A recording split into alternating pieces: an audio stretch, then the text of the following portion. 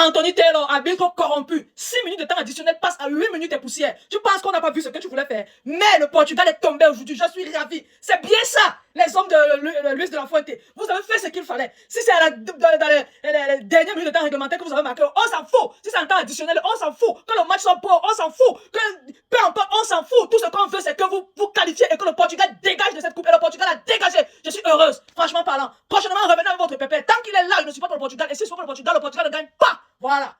Le match a bien commencé, les deux équipes se géraient, malgré le fait que le Portugal joue à 10 contre 11, ce qu'ils n'ont pas toujours su. Je les ai dit depuis le début de la Coupe du Monde, que tant que Ronaldo est aligné là, vous jouez à 10 contre 11, et à 10 contre 11, vous ne pouvez rien faire, même face au Congo, ça s'est vérifié.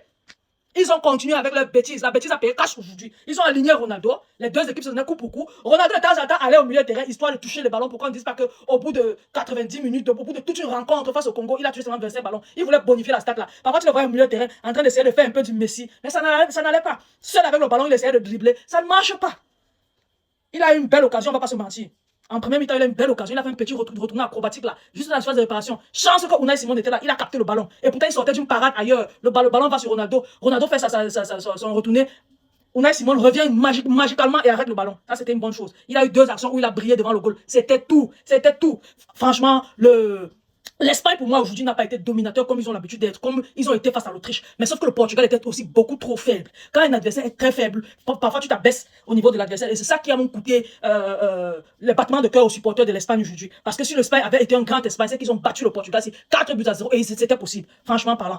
On va noter que Nuno Mendes a fait une très bonne partie de temps qu'il a joué. Je pense qu'il est sorti à la 56e minute. Il a fait ce qu'il pouvait. Mais il a compris aujourd'hui que Lamine Yamal, c'est Lamine Yamal. Personne ne va jouer avec Lamine Yamal. Lamine Yamal l'a fait danser. Et au bout de sa danse, d'une dombolo qu'il a dans le coupé décalé qu'il a dansé, il est sorti avec une blessure musculaire. Ça va t'apprendre. Quand on dit, va défendre contre Lamine Yamal, tu pars. Je veux le pocket, je veux le pocket. Les Madrilènes t'encouragent, tu pars aujourd'hui. Tu as vu, non? En tout cas, vacances pour toi. Chance pour toi que ton équipe nulle de Portugal n'avance pas. Et maintenant, on va apprécier le changement fait par le coach Luis de la Fuente.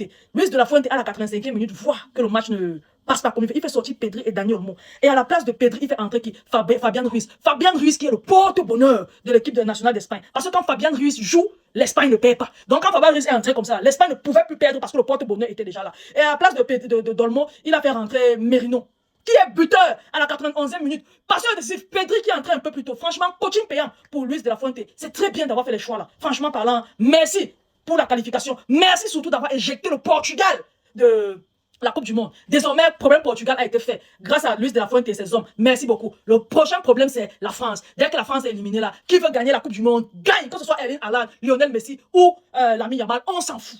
Harry Kane, même s'il veut, on s'en fout. Hakimi. C'est Hakimi. Ah, si c'est H, ah là là. Hakimi, tu gagnes. Non, c'est que moi, je viens au Maroc faire la fête. On va manger le couscous ensemble. Mais Hakimi, c'est même mon premier. Les gars, partagez la vidéo au maximum. Laissez votre différence en commentaire. Surtout abonnez-vous à la page. Je vous aime beaucoup. On se dit à la prochaine. Bye bye.